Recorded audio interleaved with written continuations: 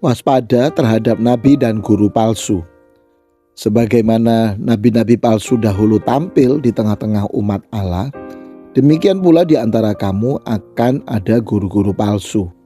Mereka akan memasukkan pengajaran-pengajaran sesat yang membinasakan. Bahkan, mereka akan menyangkal penguasa yang telah menebus mereka, dan dengan jalan demikian segera mendatangkan kebinasaan atas diri mereka. 2 Petrus 2 ayat pertama. Tema bulanan pada bulan ini authorized to influence, yang dapat diterjemahkan sebagai berwenang untuk mempengaruhi. Pada bacaan kita hari ini, yakni di 2 Petrus 2, kita mendapati perikop yang berjudul Nabi-nabi dan guru-guru yang palsu, yang ternyata sangat terkait dengan tema bulanan kita. Dalam 2 Petrus 2 disebutkan ada 2 jawatan penting dalam komunitas orang percaya yang sangat berpengaruh terhadap pertumbuhan iman orang percaya, yakni nabi dan guru. Dalam Alkitab, nabi adalah seseorang yang dipilih dan diutus oleh Tuhan untuk menyampaikan pesan-pesan, pengajaran, atau pewahyuan ilahi kepada umat manusia.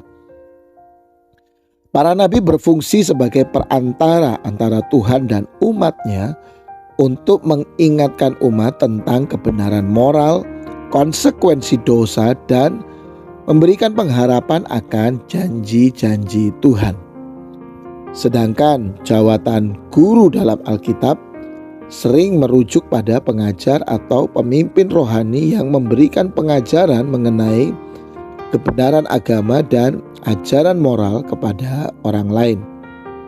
Salah satu contohnya adalah Yesus Kristus.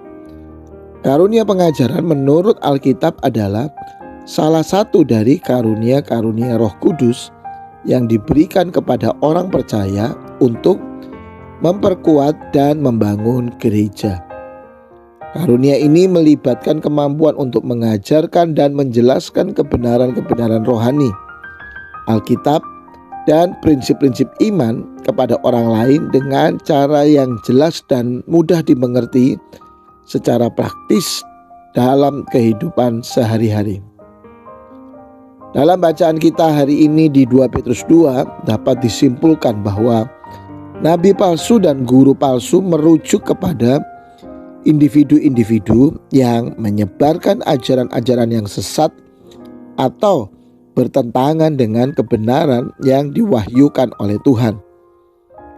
Modus dari nabi-nabi palsu adalah mengklaim bahwa mereka menerima wahyu ilahi, tetapi sebenarnya menyampaikan pesan-pesan yang tidak berasal dari Tuhan.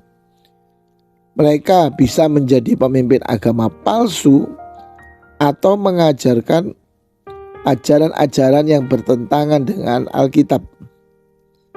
Sedangkan guru-guru palsu adalah mereka yang mengajarkan doktrin yang tidak sesuai dengan ajaran Alkitab. Bahkan mungkin menggunakan otoritas mereka untuk memanipulasi dan menyesatkan orang lain.